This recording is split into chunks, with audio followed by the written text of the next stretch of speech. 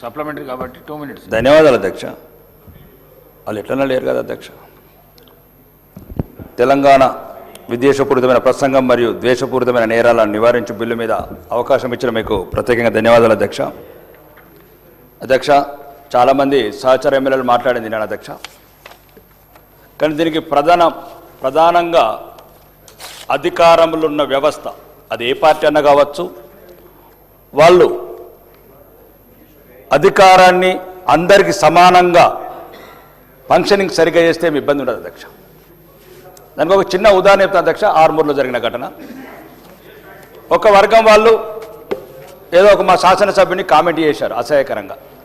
నేను సిఐ గారికి చెప్పాను, పోలీస్కి చెప్పాను, దయచేసి ఆ చిన్న గొడవలు పెద్దవి కానివ్వకండి. ఎందుకంటే ఎవరో ఒకరు సోషల్ మీడియా వల్ల అనవసరంగా ఆర్మూర్ అంతా కలుషితం అవుతుంది, ధర్నాలు, స్ట్రైకులు, గొడవలు ఇంకా రెచ్చిపోతారని చెప్పిన తర్వాత మా వాళ్ళందరికీ కూడా కొద్దిగా బెదిరించాను, కొద్దిగా గట్టి చెప్పాను. అది చిన్న జరిగింది సంఘటన.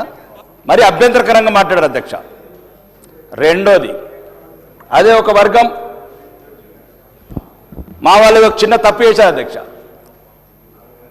ఒకటేసారి 10 కేసులు బుక్ చేశారు అధ్యక్ష. నేను అడిగాను పోలీస్ అధికారులని, నేను చెప్పాను కదా ఇట్లాంటి వ్యత్యాసాలు ఉండకూడదు కదా, ఎవరు తప్పు చేసినా మనం సరిదిద్దాలా, ఇట్లాంటివి ఉండకూడదు సోషల్ మీడియాలో అంటే, లేదు సార్ పైనుంచి ఒత్తిడి. అధ్యక్ష, దీనివల్లనే ఇప్పుడు వీళ్ళంతా మాట్లాడేంత మత విద్వేషమా, కుల విద్వేషం పెరిగేది ఇదే కారణం అధ్యక్ష. నేను ఒక దగ్గర అధికారులకు ఫోన్ చేశాను అధ్యక్ష. ఒక గుడి ముంగంటే ఒక అక్రమ కట్టడం కడుతున్నదంటే నేను కలెక్టర్ గారికి ఫోన్ చేశాను హైదరాబాద్లో. నేను కూలగొట్టమని పర్మిషన్ ఇచ్చాను కానీ కూలగొట్టట్లేదు. మరి అప్పుడు ఏం చేస్తారు అధ్యక్ష? ఇప్పుడు నీకు న్యాయం దొరకనప్పుడు, నీ గుడి మీద దాడి జరిగినప్పుడు, గుడి మీద కూల్చినప్పుడు, న్యాయం సరిగ్గా జరగనప్పుడు, చట్టం తన పని సరిగ్గా చేయనప్పుడు అమాయక ప్రజలు, సామాన్య ప్రజలు కొద్దిగా ఉద్రేకపడుతాం అధ్యక్ష. అవకాశం ఎందుకు ఇవ్వాలి ప్రభుత్వం? ఒక వర్గానికే కొమ్ము గాయడం వల్ల వచ్చిన సమస్యలు అధ్యక్ష. ఏదైనా సరే అందరూ సమానం అనుకున్నప్పుడు అందరినీ సమానంగా చూడండి వ్యవస్థతోని. రెండోది, ఉన్నతమైన స్థానాల్లో ఉన్న వ్యక్తులు కూడా అధ్యక్ష కొద్దిగా పద్ధతిగా మాట్లాడారు అధ్యక్ష. కొంతమందిని ఎత్తుకునే మాటలు, కొంతమందిని తక్కువ చేసే మాటలు, ఇదేం పద్ధతి అధ్యక్ష? వాళ్ళు పెద్దగా ఉన్నతమైన స్థానాలు ఉన్న వాళ్ళు అధ్యక్ష, ఉన్నతమైన స్థానాలు ఉన్న వాళ్ళు కొద్దిగా సమాజంలో అందరినీ కలుకపోయి, అందరినీ కలుపుకుపోయి అందరం సమానమైన భాష మాట్లాడాలి. పెద్ద పెద్ద ఉన్నతమైన స్థానాల్లో వ్యక్తులు ఈరోజు మాట్లాడే భాష సోషల్ మీడియా ఏం మాట్లాడుతున్నారు అధ్యక్ష?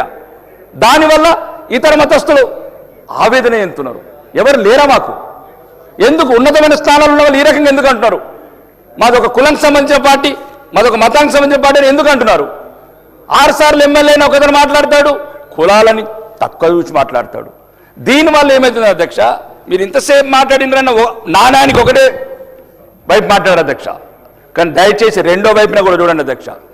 దీనివల్ల మంచి జరిగితే సంతోషం అధ్యక్ష, కానీ ఒక వర్గానికే సంతోషం జరిగితే ఎప్పుడు బాధిత వర్గం ఉంటుంది అధ్యక్ష.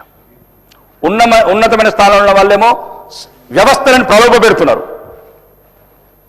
ఈరోజు నేను ఎన్నోసార్లు పోలీస్ అధికారులకు మాట్లాడుతున్నాను, దయచేసి గొడవలు కాకుండా చూడండి. ఈ హైదరాబాద్లో రోజు 10 కంప్లైంట్ అధ్యక్ష. మేమేమంటలేం, ఏమైనా కొట్టమంటలేం, మేమేమైనా కేసులు పెట్టమంటలేం. మమ్మల్ని కొట్టద్దు అంటున్నాం, మమ్మల్ని అవమానపరచద్దు అంటున్నాం, మా ధర్మాన్ని కించపరచద్దు అంటున్నాం. ఉన్నతమైన స్థానాల్లో ఉన్న ముఖ్యమంత్రి కావచ్చు, మంత్రులు కూడా చెప్తున్నా, దయచేసి మమ్మల్ని కూడా ప్రేమించండి. మేమేమంటలేం, మేము ఈ రాష్ట్రంలో పౌరులం, ఈ దేశంలో పౌరులం.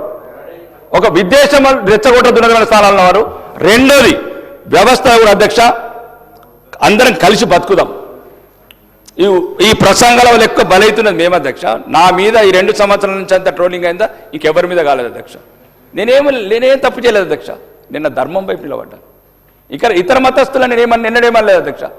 నా దేవుణ్ణి ఏమన్నా బాధనే, నేనేమన్నా బాధనే. కాబట్టి దయచేసి మీ ద్వారా చెప్తున్న అధ్యక్ష, ప్రభుత్వానికి కక్షపూరిత చర్యలు లేకుండా అన్ని మతాలను సమానంగా చూడండి.